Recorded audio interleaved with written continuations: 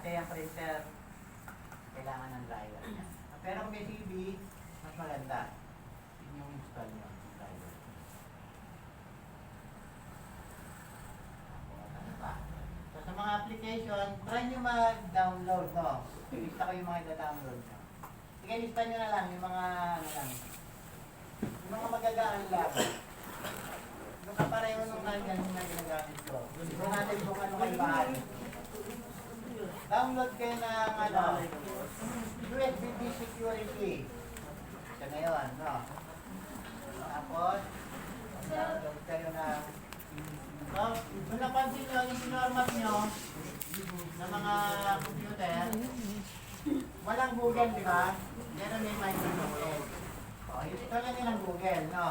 Download kayo ng Google. Offline. Google Chrome.